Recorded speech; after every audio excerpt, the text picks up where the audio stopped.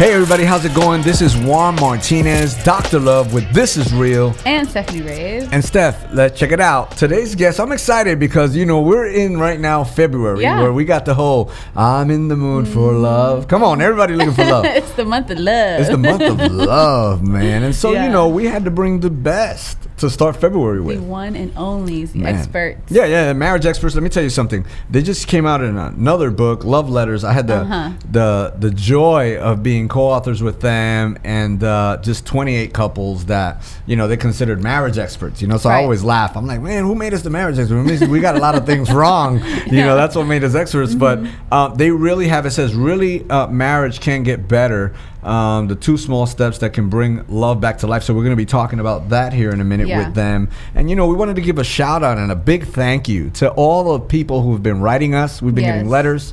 I think last week we gave some shout outs. So, we love the letters. Yeah, everyone who's sending in, love and support through the letters and telling us that they're enjoying it so much and that, they can't wait to listen every single week. So it really motivates us and encourages us and lets us know that, we have some people out there that are really benefiting and, receiving the word through the radio. That's pretty cool. And, we have so many things coming up.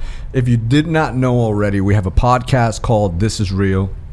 Sometimes you get the shows on the radio on there, but a lot of times you get different podcasts and stuff that we're currently working on that we kind of want to put on there. This Is Real. We're going to revamp This Is Real. You just wait and see what that looks like. And just exciting times for us. We're learning and growing and making all of the things better for everyone who's listening. Oh, yeah, absolutely. And so don't forget to go also to YouTube.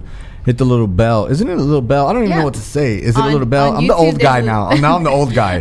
Go to the YouTube make channel. Sure that you subscribe, hit the bell to get notified every single time that we post. That was really good. Thanks. And we have an app, Get Rap TV. GetRap.tv. Make sure you look for it on the Play Store or your App Store and download it. Get all the notifications. You can also listen to it online. Come on, Get Rap app. I like the way that I've always liked the way that sounded. We've always said it. Yeah, Get Rap app if you say it 5 times fast, Yeah, if you do that, man. We're sending you a shirt. Now, listen, it's just exciting. I think marriage is really, really important because not only is it God instituted, God created it, but I feel like, I'm always telling people, look, you could tell in your marriage, just because I believe that your marriage is a direct reflection of your salvation. When you understand that Jesus is your groom and that you're a bride, you really learn a lot from that. And if you operate out of that, man, you have a great marriage. When we operate outside of the things that God instituted, then that's when we have a lot of frustration and stuff, And guess what? What if getting the love back in your marriage is closer than you think? Dun, dun, dun. Dun, dun, dun. You're like, that's impossible. Nope. Come on. No, it's not impossible because today we got here with us the Brights, man. Woo! What is up? Woo! Wow. You guys, okay, I'm just going to boast on you a little bit before I just we start asking you, so we're just drilling you with questions, But let me tell you something. You guys have traveled around everywhere. You guys doing marriage stuff on cruises, EXO, all these platforms God has given you to be able to help people with marriages, right? And most people look at y'all and be like, oh, yeah, great. But, you guys have a crazy story. We would call it cray-cray, right? Cray-cray story. But you guys, God is using in a big, big way in so many places, helping so many couples, helping so many people really bring life back into their marriage. And here, you guys just wrote a book, which is kind of cool. I don't know if you guys can see it. But you see the way she's pulling her hair and Richard, that's pretty funny. That's versions of themselves. Really funny. These guys, not only do you help, but you also bring laughter, and you make marriages brighter. Is that accurate? I don't know. They just said to come in this room, and there was coffee and cake. It reminds me of the first time we were ever on a show with you, with Pastor Juan, about 7 or 8 years ago. Yeah. Yeah, and he asked you. We did most of the show, and then you were like, "So, y'all tell us how long have you guys been married?" This is a bunch of great information. Yeah, you were just building it all up, and Richard said, "I don't know, 2 Today weeks." makes 2 weeks. Yeah. And you imagine that you don't really know them, and you had them as marriage experts, and then they're like 2 weeks, and you're like, what? You're like, oops. I mean, all of a sudden, all the color went out of his face just for a second. That is hilarious. So what made y'all, the cartoon's kind of cool, right? There's Sheri pulling her hair. She's wearing a red dress. I mean, hey, look at you, girl. Look, hey, I just want to say that I live to look as skinny as my cartoon character. I mean, I don't know. The illustrator did that. Now that you brought that up, how come I got gray hair? You never see Scooby get older. Scooby looks the same 30 years later. Our caricatures over the last. He's got arms crossed. Years. You could tell he's Hispanic because they kind of gave him a little color. Oh my gosh! You notice that? They're like, give him a little bit of color, and then she has the little eyes, the cat eyes, and all that. Man, you guys look great. Yeah, it's wonderful. It's a good representation of you guys. Well, yeah, you guys look great in the cartoon. We aged his a little, and so he said, how does? I said, someone said Richard doesn't even look that way. He lost 50 pounds last year. So I was like, we're gonna slim him down a little bit. Give him a little gray hair. The next one. Where do they get this? Where? On Amazon. On Amazon. Yep. Really, marriage can't get better. Really, marriage can't get better. Can it? Absolutely. So it's closer than what people think. So yeah, and we were gonna our original title was really marriage does get better. Yeah. And we thought about it and prayed about it, and we realized that it doesn't get better unless we do something about it. Yeah, it can get better. It has to be intentional. It doesn't so it get doesn't better. just happen. Right. And I think a lot of people live life that way, right? Like, oh, it's just gonna come together, And so, go ahead. What most people don't know is the natural progression of marriage is to get worse. They think, I love you, boo. It's me and you. We got this. It's us against the world. But if you don't do anything intentional for each other each and every day, then the natural progression of marriage is just to get worse. Yeah. I mean, you see people married 50 years and they're not any better off than they were when they got married. The same if they thing. didn't do any, it doesn't just being married a long time. Like never got a raise. Better, Never got a raise. Right, they're still like 750. Right. They've never done what they're supposed to do, the work. They're not just going to get They're wow. State Farm pays the winner, Yeah, so what you're basically saying. If you got to give credit for that. Not really. We have other friends that are comedians, and they always say, State Farm pays the winner. Whoever outlives, Wow, that is hilarious. Can't just. So right now, you got the book. You come out in another book, so you guys are authors, co-authors, other books in the works, right? I think date nights in the works, marriage classes, pastors, all of this stuff. But it wasn't because they're like, well, of course, they probably had all this, pastors' kids, and, fact. They're like, you've been raised in church, and you guys, amen, all this good stuff. But that's and I'm gonna speak to the single people real quick, just because somebody might be listening. They're like, oh, they're talking about marriage. I'm not gonna listen today because I'm not married. It doesn't even apply to me. Well, something Pastor Juan has always mentioned that how marriage is a reflection of your relationship with Christ. Well, and actually some really cool exercises that Pastor Juan has done also is that your parents, marriage, that first relationship that you see affects how you see relationships from then on out and how you handle your relationships. So for anyone listening who thinks that this isn't going to apply to me or I can't take anything out of this, like, no, listen in, stay tuned, because this is going to be good for you too. That is so good, because what we were just talking about before we went on air is there aren't marriage problems. There are just people with problems that are married. And so even if you're single, you get married, you think it's going to solve your problems, but you've got to work on your stuff. Wow. Otherwise you end up married and just problems. Remember that broken emotional people will find and link up and marry broken emotional people, and healthy emotional people will find and marry healthy emotional people. That's really good. And that's I'm always saying, like, your beliefs create emotions that drive behavior. And if you really look at no matter how you behave, if that's really how you do properly assess things. You look at how you behave and what are the emotions that are creating this behavior, and what's the belief that I have that's creating these emotions, because sometimes it's not true. It's stuff that we've picked up in life, or we kind of get in our head, like we were talking about certain things that you get in your head and you start thinking that's not the truth, that's what's getting in your head, and so that creates that emotion, and then you behave a certain way. Right. That's right. So when it comes to a marriage, were you guys like a whole new world? No. Or was it more like the hip hop version? Like, oops, I did it again. So just to make sure again before they're listening to this, that we all weren't PKs, we weren't pastors' kids, we were the Broken Finds Broken. I mean, that's how we hooked up, was broken finding broken. Yeah, you were like a broken light instead of brighter. Oh my gosh. We were tore up from the floor It was like each of us had one crutch, and we were like, oh, together we could be a whole person. Like, we each have a crutch. We can limp through life together. Yeah. You know? Oh my God. Tell us a story or two. Tell us a story or something so that they can kind of, because obviously we only have an hour show, so can't really get in depth, but to get to know you a little bit. Yeah, to get to know you a little bit. Started. And where can they find you, as we're talking? What's a good place where they can find the Brights? Okay, so a good place is brightermarriage.com. Brighter Marriage. Okay. Yep. And then on Facebook, YouTube, Instagram, Brighter Marriage. Brighter Marriage. And our last name is Bright, so that's why it's Brighter Marriage. Yeah. But so Richard and I, real quick, I guess, short version is we met 18 years ago. The old-fashioned way, at a keg party. So we did meet at a party at the beach. And so there's hope. this is not the way to go about it. People are like, oh, wow, you guys Baby, made that's it. how we met, too. Yeah, I'm going to go to the next keg party. I got invited, too. They turned out fine. That's fine. I'm Now they're pastors at a church. Oh, wow. Like it's a See? miracle.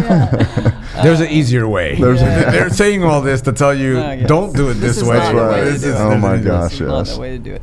So we met. We were both. I had been married twice before. What? And never gets old. So I had an 18 or 17-year-old daughter at the time. Richard had a 5 and a 7-year-old. I'd been married twice. He'd been married for 17 years, and then here we meet each other and going through divorces. Like we weren't even divorced yet. And y'all really were in. Y'all were like, hey, when there's we were worldly, like hiding out from the spouses, Yeah. Oh, wow. Okay. They ask questions. Who sent you? Work on ourselves. Let's just get back into another relationship. Yeah. Wow, that's powerful. We've never heard that before. Yeah. They're like, hey, 2003 cheaters. Yes. Hey, Man, I it's should have okay. thought of that. And I mean, the first year or so was kind of awesome because we were just in lust with each other, Like it was just like me and you, boo, and you understand me and I understand you. And let's get naked. Yeah, that was basically it. Yeah. Like and party. We wanted to party. Partying was fun. I mean, that goes together, right? Absolutely. I mean, it was great. Yeah. His kids only came on the weekends. My daughter had just gone off to college, and so here we were single. I mean, becoming single and living a single life, and just partying all the time. And I think we made a wise decision. We thought was, hey, let's move in together 2 weeks after we met. So 2 weeks after we met. That's what happened. 2 weeks after you met. And what happens 2 weeks after you meet? Well, we moved in. Richard had came with 2 black trash bags full of all his worldly belongings. Not luggage, the trash bags. No, Ooh. like stuff his ex-wife had stuck on the garage floor that he had to scrape up into some black trash bags to bring to my house. Mm-hmm. Little did I know that he didn't have any money. He had just started a construction business. So I'm thinking, whoa, sugar daddy. Like, he's going to pay my bills. And he didn't know I hadn't paid the mortgage in like 6 months. And I was about to lose my townhouse. And so we moved in together thinking that, and we realized really quick. We were both perpetrating. We brought our A game. Yeah. We had like $7 in the Lone Star. That's what happens all the time. Oh, right? yeah. People bring their A game. They don't really bring their real stuff. Right. They don't talk about their credit score, their debt. Nobody talks about that. And Sheri was all dressed up in her Mary Kay outfit and had her high heel shoes on and her dress, driving the car. And I thought, sugar mama. I said, I could be a stay-at-home dad. This Not is a going to sugar work. mama. Yeah, sugar. I'm going to be a sugar baby. Oh my Richard God. told me he had started a construction company. He owned a construction business, and he actually only owned it for 2 weeks, and he had put in 1 ceiling fan. Oh. So we had to. We immediately went and got the Lone Star card so we could feed these children that came on the weekend. Wow. And I found out that Mary Kay was not only in the cosmetic business, she's in the repo business. You don't sell some product, she repos that car. She was looking for the car. She was looking for the car. Oh my goodness. Wow. And so, I mean, there were moments where I'm talking, okay, so who comes to Jesus first, right? Who meets Jesus first? Okay, so I was a born again Christian, but just non-practicing. Okay. And You weren't born again. You were just a I Christian. needed to get born again. Yeah, you needed to get born again. And again. Yeah. And, but I was a Pentecostal. Oh my goodness! So I was raised going to church, and my dad was an elder in the church. Like I went to church, but I just was not serving the Lord. And then I meet Richard, and about a year into it, I realized that our relationship was not going to make it. Like, it just wasn't working out. So I thought, I'll get him to church because he needed Jesus. That's what I thought. I thought I was fine, and I would just take him to church. And so I drug him to church, kicking and screaming. And little did I know we both needed a fresh dose of Jesus.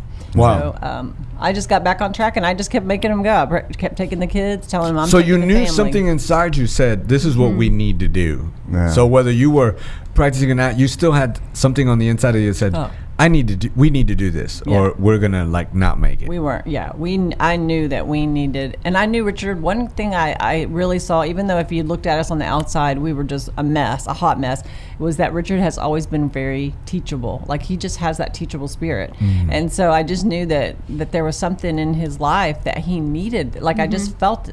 Like, I knew it would be good for him. And so when he came, little did I know I needed it too, but at that time he came, and we just kept going to church. I mean, it wasn't like we got saved I remember overnight. after the first Sunday I walked in, I didn't feel condemned. I didn't feel beat up. I felt loved on. Yeah. It was a different feeling for me. I was still kind of... Because and a feeling you didn't really understand, correct? I didn't understand it at all, okay? But I knew that I needed to be back here.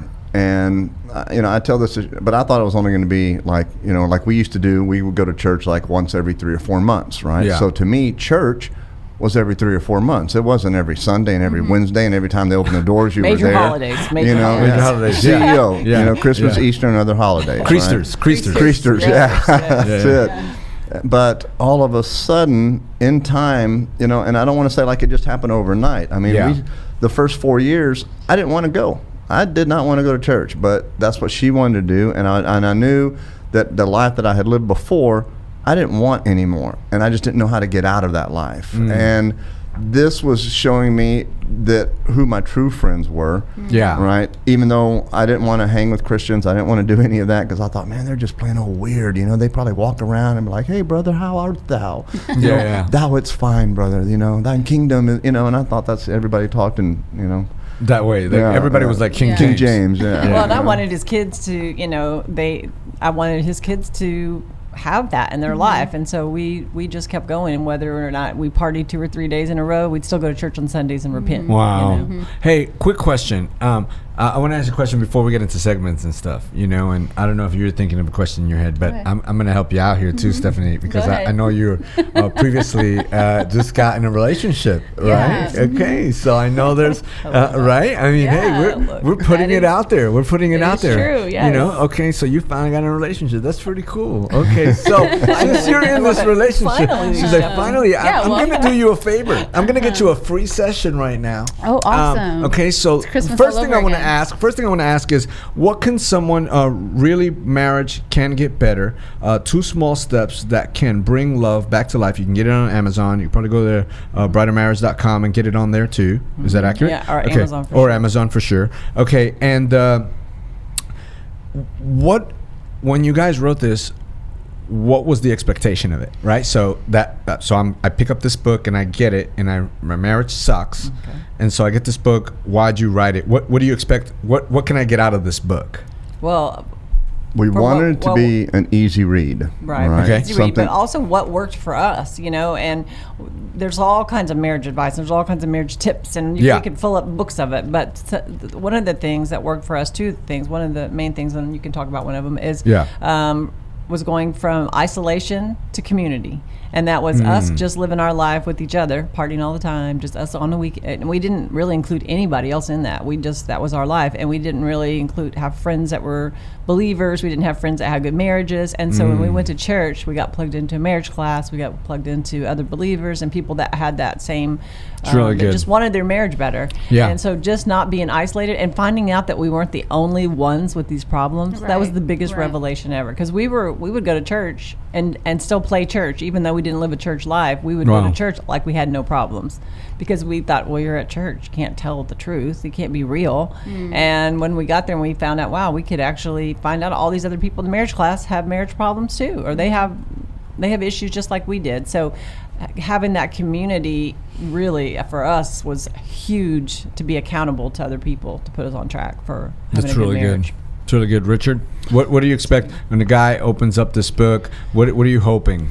You know, what I'm hoping is that they can see that the steps that we need to do are super simple, but they're not easy, but they're simple. You know, and that if we just apply ourselves, that we can actually do this. You know, one of the things that we talk about in the book is from tipping to giving, right? Because when you go to a restaurant and the server's not quite, you know, and you're just like, and you give them 20%, and you're like, man, if I would have tipped accordingly, he should have got stiffed. Right? Because you just got that service.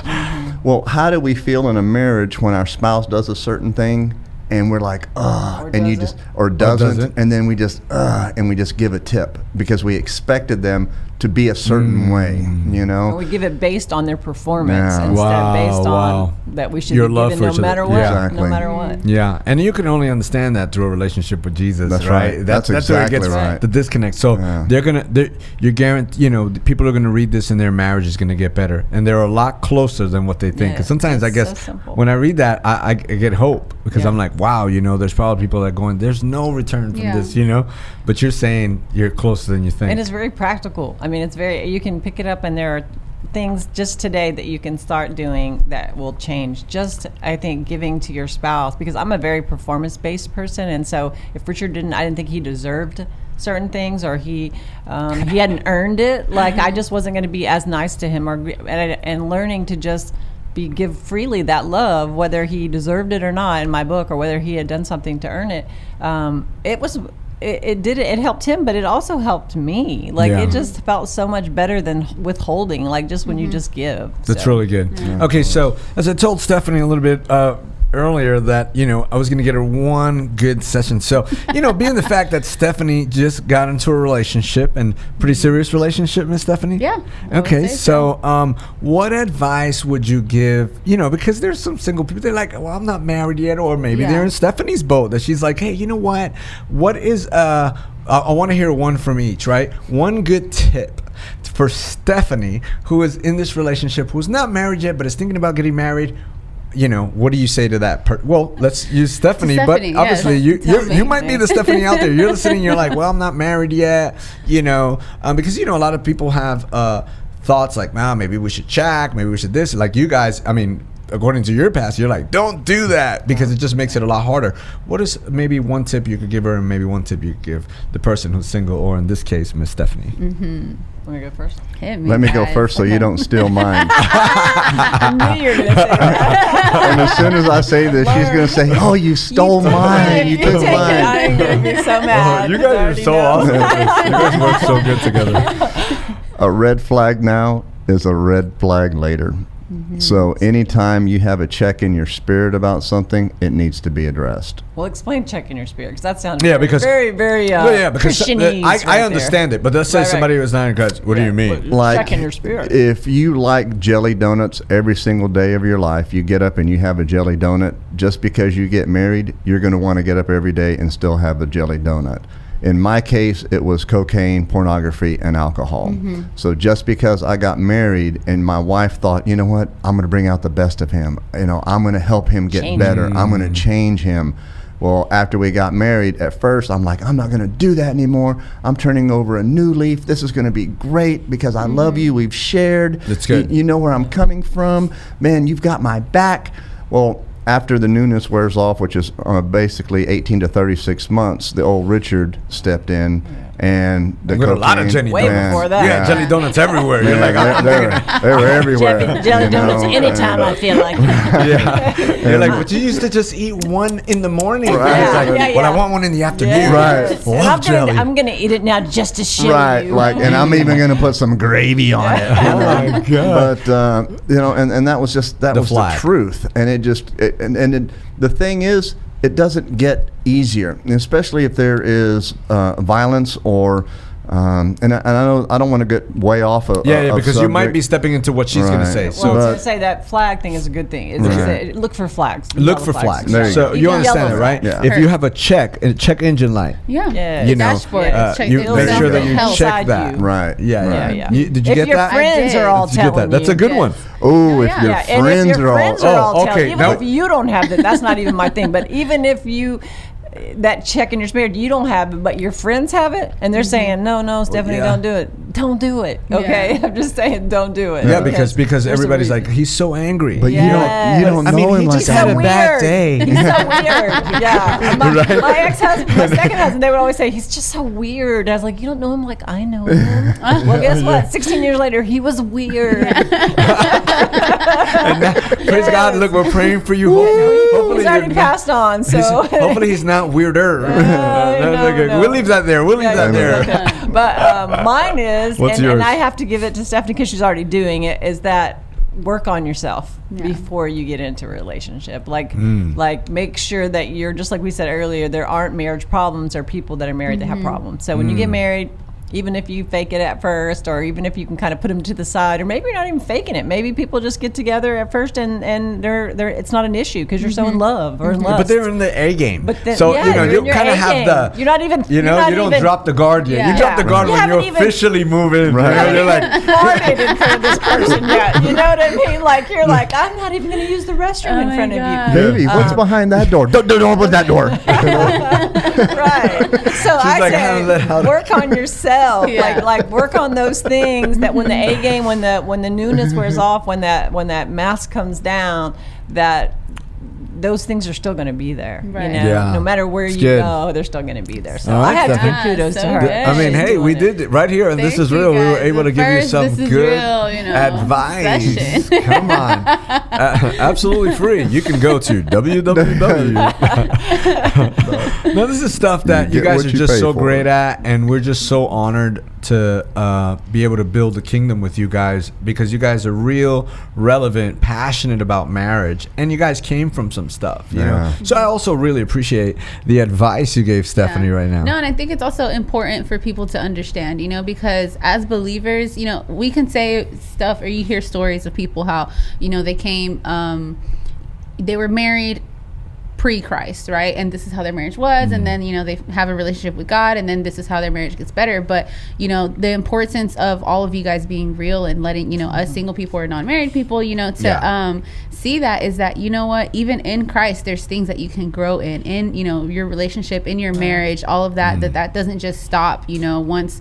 Things don't stop once you get married. Things don't stop once you accept Jesus. Like, it's a continuous, intentional process. You know, so that's what I appreciate. You know, I love it. I'm grateful. I see you, like, you know, you got some notes there, and hey, listen. So, you know, we love to have some fun on This Is Real. So we've talked a little bit about your story and stuff. We love to have fun because we believe that there's learning lessons even when we're having fun, right? Absolutely. To our listening audience, right? And so, Stephanie, we're gonna go first with. The struggle was real. All right. So y'all heard that. We've all said it several times. You know, the struggle is real right now. We go through something. We're just struggling, right? Well, you know, with the struggle was real, what our goal is to basically keep it real, right? And we want you all to share something that you struggled with. So we heard a little bit about your stories in the past, you know, but again, people who are listening, they may hear, oh, well, they're marriage experts, or they're, you know, they're pastors, they're this, they're that, and they didn't really struggle with anything before. Or maybe it was before, maybe it's something current, but share with us something that you've struggled with, and then how you overcame it, because there's people listening who may be in that same situation. Okay, I get to go do we first just pick one thing? Yep. Right. How long is the show again? How many segments is this? So I'm going to go first so you don't steal mine.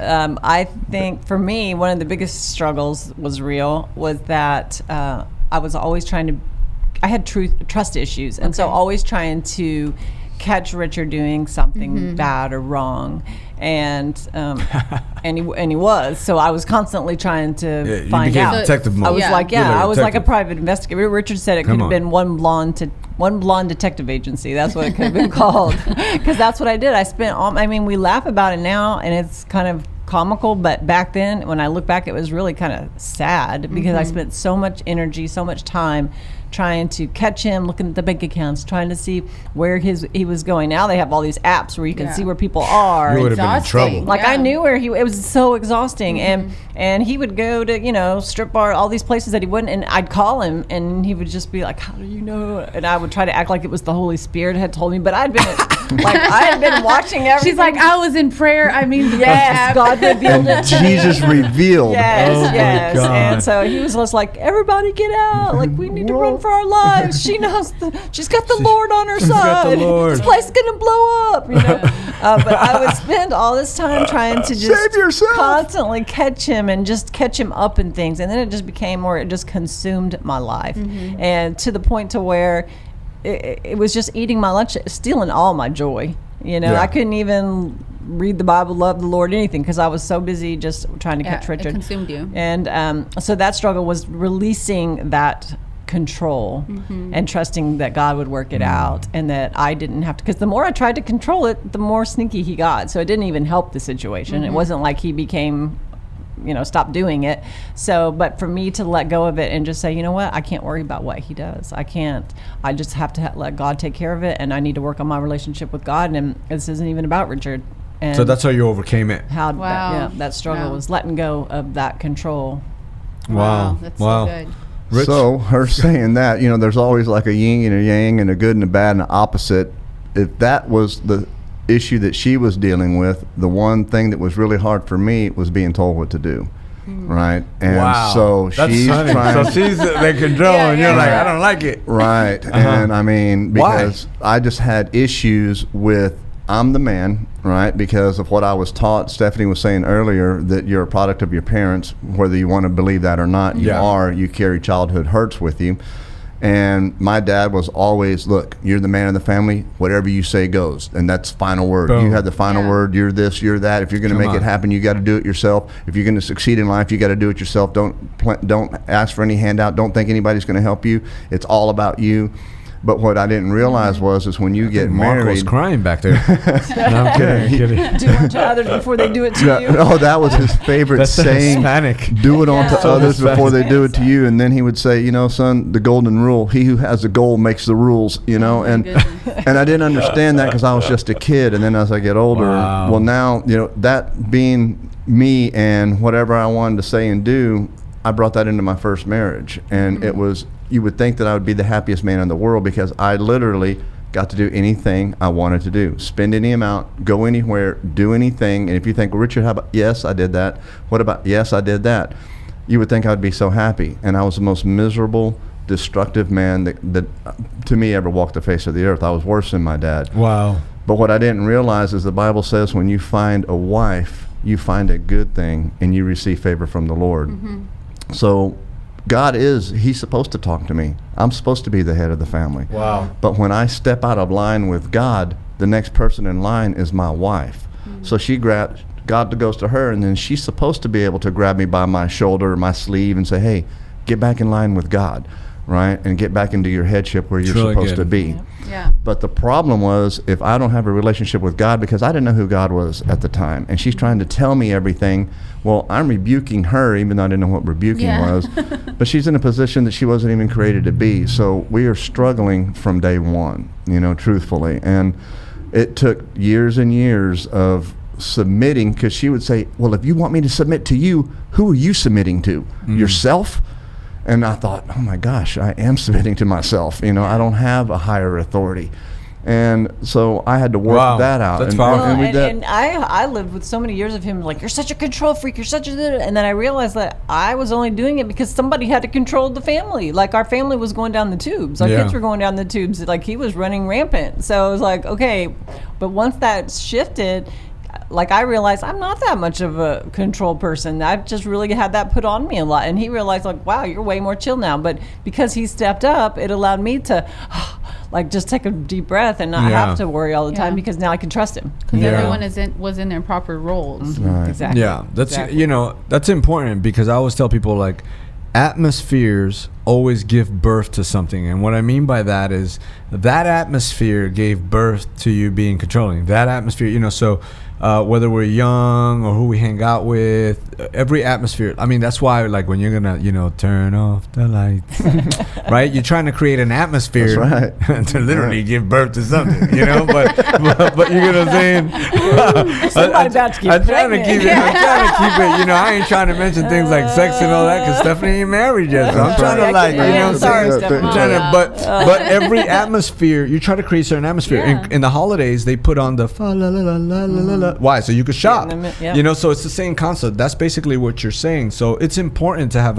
a heavenly atmosphere, which people are in their roles, then things work a lot better. Yeah, but that's it. You say that, you're like, oh, I don't want to say this because Stephanie's not married, but I feel like that's so much of what people in my age or who can relate to me or in Christ or outside of Christ, that's what happens, is that you create this atmosphere of, oh, well, we love each other, so we're gonna move in and we're gonna live together and we're gonna have kids and all of this, and then they wonder why their life is all out of whack. Is because you created an atmosphere that wasn't in the way conducive to where you were too, right? Because you should have a single atmosphere, right? Because if the single guys always hanging out, you get what I'm saying? Like with what happens if you're snacking, as you start snacking. You start snacking. If you're watching certain movies, you're snacking. I mean, eventually you're gonna want the meal. Playing every time he comes over. Fact, you got real little shorts on. You're like, no, we're just gonna like people pray. Just putting hubby and wifey on things that's not under what God said. It's not just the nickname. Don't be washing his clothes if y'all ain't married. It's really roles. If she's good enough to live with, she's good enough to marry. That's it. That's it. And dating is to find a spouse, not to try stuff out. That's it. No test driving. What's funny is we're doing a wedding in a couple of weeks, and the lady sent me an email, and so she was talking about, I remember you guys saying that if she's good enough to sleep with, she's good enough to marry. And I thought, wow, we never said that. We said if she's good enough to live with. That's what we heard from our pastor at the time. But I thought, you know what? That's even better. I say that. I say that to people. I go, hey, what's the problem? I loved it though. You're good enough to sleep with. You're good. Facts. Because if awesome. I mean, you don't get the marriage privileges. I always tell guys all the time. I go, you get certain roles, get certain privileges. Like my wife, she's gonna get certain things that just not anybody gets because she's my wife. But before she was my wife, I'm not working hard to trying to get her the Louis yet. I'm not because she's not my wife. I may have some dinner, maybe like a movie, But I mean, I think sometimes because men are thinking, well, if I do this, then I can get this. But you gotta stay in your lane. You gotta operate out of the role that you're in for that moment and enjoy that season. Because once you get married, like when you're not married, you can still go, hey, I'm gonna go with the girls, vacation, that comes a little different. You're asking. Now you're like, hey, is it cool? So I mean, you better enjoy. That's right. And it's not like people even the old ball and chain. They see about being married like, you gotta ask permission in your marriage. You gotta ask if you can. Well, that's just courtesy in marriage. Facts. It's not even about whether getting permission from Richard. It's because I respect him and I expect him to do the same with me and to respect me because of our calendar, because of our life, and I don't know, it's just we live in a world right now where things are so touchy, and I think especially even talking about the different roles of men and women, some people are like, oh wait, what are you talking about? The woman is it? You're gonna let him be the head of the family? Well, it's biblical for one thing, but the other thing is that there's some things I don't want. It doesn't mean I'm walking behind him. Doesn't mean I don't have a career. Doesn't mean that we're even though when y'all first got here. No, I'm kidding. He was walking behind me. She goes, I like the view. What can I say? But I didn't say trainable, Pastor. What I started thinking was I was like, well, Richard was carrying the bag and was walking behind Sheri. Have the dog. And I'm like, you did bring her coffee. I'm like, what's going on here? I'm setting the atmosphere. Something Pastor Juan says a lot is that he's like, if I'm always thinking of Ruthie and Ruthie's always thinking of me. And we're thinking about each other. If I'm always wanting to meet his needs and he's always wanting to meet mine, everybody's needs are getting met. Because it always feels so much better when someone else scratching your back than when you scratch your own back. God created us like that. Loving you. Yes, it takes you to the la la la la la. Pastor, I just want to Pastor Juan Martinez of Get Rap Church, I just want to throw out a hallelujah to you. Hallelujah. To what you're doing in the kingdom and just keeping it real, because more churches need to do what you're doing, because most churches are afraid to talk about sex. They're afraid to talk about drug addiction. They're afraid to talk about living together. And these are the afflictions of the many. And we need to do a better job as a church to reach these folks and tell them, hey, look, we weren't always pastors. We were jacked up. We were not all of us, but a bunch of us were. And it's okay to talk about it, because when we become unashamed, the church becomes strong. That's really good. That's good. Yeah. I mean, that's why, I'm hoping that we can kind of create, like, in the future for This Is Real, kind of like the marriage segments, basic. I didn't think it should be just, consecutive, I didn't know what you were financial segments. You got nervous right now. I'm nervous right now. I'm like, what are you talking about? She's thinking like, oh man, what's the next question? Before I start nodding my head. But I just think that's going to be, cool financial things. I mean, This Is Real. And I feel a lot of times like there is, conversations that are not had, like, why can't I have sex? And what's the difference in the guy that doesn't have sex? Because for me with Ruthie, she was the first woman in my whole entire life. It was probably the hardest thing I've ever done, is to not have sex with a woman. I mean, we went a year of she's the first woman. Hey, try this at home. This is one of those things where don't try this at home. Okay, try this at home. And I tell people all the time, I go, look, it was so difficult. But today we see how rewarding it was. It was like a trust was developed that can't get developed by just me telling you to trust me. Because think about it, subconsciously she knows that for a year I'm sweating. It wasn't that. Yeah. In the beginning she was like, you're either gay or don't love me. That was the truth, And but it was, what I told her was, I was like, I want to respect. I want to be able to respect you and know that I'm not going to take something that doesn't belong to me until it belongs to me. Ooh, and man. I don't know if that made it worse, because now she's like, really, we weren't that deep. Yeah, no. I mean, hey, listen. For me, though, you gotta understand. I'm 36. Yeah. I'm a little older, maybe, and it's the first time. Now I'm saved, and I'm thinking like, okay, I can't do this exactly like I did every other marriage that didn't work, because obviously it didn't work. Right. So, what do I do? So, it got deep for me, because I didn't want. I guess I've been in 2 marriages already, tons of relationships, never respected anybody, all of these things, and for the first time in my life, I'm like, now I'm saved already, and I'm like, okay, obviously none of that worked. Right. And I just got to a place that I even told her, I remember telling her, like, look, are you married right now? She's like, no. I was like, you got divorced? She's like, yeah. I go, me too. So obviously we have to do something different, or it's going to be the same thing. Yeah. That's it's the best thing I've ever done, even though it was the hardest. Yeah. That's so good. You with me? Yeah. So it worked. Tithing. It really was works. like tithing was the same way for us. Come on. Never did it before, but as soon as we did, changed our lives. Come on. And then it's so much better. Like, I remember the day we did get married, though. Boy, I tell you what, you wait that long, and the day you sack get married, lunches for everybody. There's no reception. It's like, oh my God, get out. I am straight perma-grinning everywhere. I'm like forced. I'm like, hi everybody. They're like, goodbye everybody. Bye. We just got here. Stuff to take care of. They are like, hey, I remember I remember kind of like smacking her in the behind, because I was like, this is legal.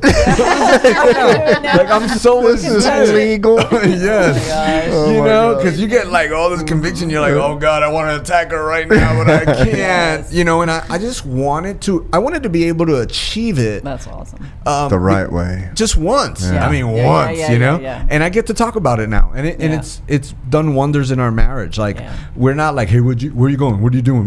We'd never experienced that, but it was because for a year, subconsciously, she knew how much we cared about God, that we didn't do that. So now it's like, okay, it didn't change. Right. Man, that's so good. It's just a blessing. God designed it perfectly, even though we mess it up. We jag it up all the time. All right, let's go to the next one. This will be our last one. All right, to finish up, we've got the next segment, which is Dear Younger Me, right? Dear Younger Me. So all of us wish we could go back sometimes and talk to a younger version of ourselves. So we'd like to know all the time, what version of Richard and Sheri would you go back to? How old are you? And if you could go back, paint us a picture of what that looked like, what you guys were doing, and then what piece of advice would you give the younger version of yourself. Yeah, and I want to do. Let's go with Richard first. I just want to do this because I have a plan here. So we're gonna do Richard as a person, just a man. What year would you go back to, and what would you tell that dear? And then we're gonna do it, Sheri, and then we'll do the next one that I'm thinking. Okay. 1981. Okay. Wow. He went dates. Wow. He knows the year. Yeah, he's like 3 o'clock. He's like 3:02. And when my dad died, I wished I would have turned to God instead of the world, because the world jacked me up. Yeah. And it's still hard for me to this day, even though I didn't have the best dad. And I talk to guys that don't have dads, and they're like, well, I wished we'd have had it. Because I'm like, man, at least you didn't have a dad. And they're like, no, we wished we'd have had one. And I look back and the hurt that I was in, and I realized then that God was calling me. But since I had no relationship, I didn't know how to answer him at the time. So I ran, and I did everything else the wrong way, and it just started a life of deception. You were in high school. I was in high school. I was 17 years old. Wow. Mm-hmm. We'll be right back. That's like one of those favorite moments. That's good. If you got to see, well, you can see, but some of you can't see. But if you go to the YouTube channel, you'll be able to see as Richard went there. It gets hard. It's hard to talk really about, good, man. But it's still really good. I love it. It doesn't. It's not my passion. Jesus is my passion, and helping men and helping marriages is my passion. Mm-hmm. Just because I know that the hurt that I caused in a marriage. In 2 marriages, but I also know the healing that God can do in a marriage. Wow, that's really good. It also ties into the book that you guys are writing together. The Father. About the Father. That's probably why it's a little more emotional for him right now, because he's writing about it, and it's all fresh. I love and it. He's been talking. I cry about 2 times a day. Yeah. I mean, literally. Yeah. Not exaggerating. Yeah, like the guys back and forth sending stuff back, It's really good. Yeah, that's going to be a great book coming out in June. Sheri, what age would you go back to? I would go back to being a teenager, probably 14 years old, and just wishing that I had. What were you like? What was Sheri at 14? I was a little bit wild. I didn't look wild because people thought that I was the kid that was the wild one, but I really wasn't that wild, like going off crazy stuff. But I left home. I wasn't the outwardly wild person. I was just more of the quiet, sneaky wild person, which is probably more dangerous. But I left home at 14. Met a guy I worked with who was 28 years old, and just immediately just all the different relationships I had. When I met my daughter's dad, I was only 17, he was 32. Wow. So all my teenage years, just wish I had had more confidence in myself and not have chosen all these partners and different guys and trying to fill this need and not having any boundaries, you know, and just always having like ultimatums with men, but never any bound, and not even knowing what a boundary was. Even after the 3rd husband, when Richard and I were married, I still didn't know what a boundary was until I finally started to learn that. But to be able to go back and tell myself is to have that self-esteem, to that I didn't need a man to feel that, wish I'd had God then. Even though I was going to church and all that, I didn't have a relationship with God. Wow. It's really good, Sheri. It's really good. We kind of got this guy we went from I love that, because I believe true deliverance, when we talk about deliverance, even though I believe in deliverance ministries, and I believe in you can't really put a limit on God, right? But I do believe that true deliverance is when God's truth meets a person's lie. Amen. And that's it, and it's an outstretched arm. So when you talk about those stories and you tap into a part of your soul that you kind of put away like the junk drawer, and there's a poking that happens, and if you decide to grab that hand, that's the hand of truth, it'll walk you out of your lie, and your life will change. You'll experience complete healing and stuff. So I love that stuff big time. Yeah, and I love the honesty and transparency between one another, because then I know that's how your marriage is and how relationships grow. It's because that you can understand, okay, this is where he comes from, this is where she comes from. That's good when stuff. We started having deep talks like that, and not just surface stuff, and people think they have great relationship communication, but when we started having heart to heart, bawling our eyes out about our childhood kind of conversations, and knowing where each other comes from, it helps us when we go through certain things. You communicate. There's a difference between communicating and not connecting. and communicating to connect. Yeah. Everyone communicates, very few connect. Yes. To connect, you got to go into a deeper soul level. Yeah. And then you can understand your spouse at a different level, because you're like, you know what, I can see him as a little kid. I can see those things. And we marry somebody, we choose someone because we want to heal our past hurts. Absolutely. And that's why we choose them. Okay, I'm going to, we'll close out with this one. Yeah. But I want to ask y'all, how long you guys been married? We've been married almost 16 years. 16 years, okay. Together 18 years. So what would Richard and Sheri today tell Richard and Sheri somewhere in that timeline? Where would you go back to, and what would you say? What would you say to the initial Richard and Sheri? Stop fighting so much and trust God and move ahead. Mm-hmm. I would tell our youngest, like when we first got together, I would say, hold on, because you don't even know what God has for you. Like you are not gonna, like you're going to be blown away by what God has for you. And if you're a couple out there right now, the same thing is hold on, don't give up, because if we had given up, we would not see all of what is happening in our lives right now. And we haven't even begun to even see. We'd have never traveled the world. We'd have never met you. We'd have never done the things that have brought us the most joy, because we almost quit before any of this happened. But see, God wanted to do a healing in us first, so that we could move his kingdom forward. What the enemy meant for harm, I know people say that, and it sounds very Christianese, but what the devil meant for harm, God has turned to good, and he does that. But you just have to hang on and trust and keep on believing. Yeah. Yeah. I want to pinpoint that they all said God, because sometimes people are listening and they're like, oh, I'm fighting for my marriage and I'm fighting this, and it's not a marriage, or they're just shacked up, or God's not even in the equation. Right. It's not even in the picture. And then you hear something and you're like, oh, just hold on and this and that and fight for it, and it's like, but you're not putting God in it at all. Right. So I just want to encourage the people who are listening that it's through God. None of this is possible without God, because it's not, the enemy wants to destroy marriages too. Absolutely. Just pray with each other. Yes. It shows the picture of it not being real. When the enemy destroys a marriage, he's basically saying, it's two opposite people. You got Jesus and you got us as the bride. And then that's the mystery of us becoming one. So when he separates a marriage, that's the reflection or the picture of your salvation. That's what I'm saying. If he could discredit the marriage, he discredits the whole institution of God, the whole salvation picture, Absolutely. And so, okay, Richard and Sheri, website again, let everybody know where they can find you. WriterMarriage.com, and then the book is Really Marriage Can Get Better, and we also have a podcast called Really Marriage Can Get Better. Ooh, nice. Yes. Okay, Apple and all that, just go boom, follow it. I didn't even know that. You learn something every day. Thank you so much, Richard and Sheri. Thank you for having me. For being a part of This Is Real, for dropping some knowledge. Hopefully, we can create some segments where we can have marriage tips periodically, and everyone could know that they too really can have a better marriage, and it's a lot closer than you think. Thank you so much for being with us.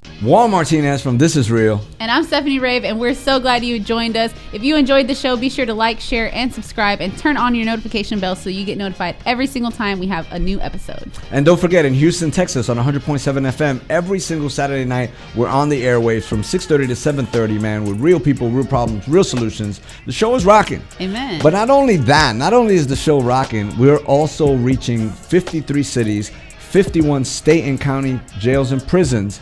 And what we're doing is we're bringing the word to them. We're bringing them some laughter and some good times and some fire. Amen. And so for that, we need some partners. So if you want to partner with us, please click on the link below. And don't forget to follow us on social media, #ThisIsReal, or on any other platforms, Pastor Juan Martinez. Hey, that's a wrap. Peace.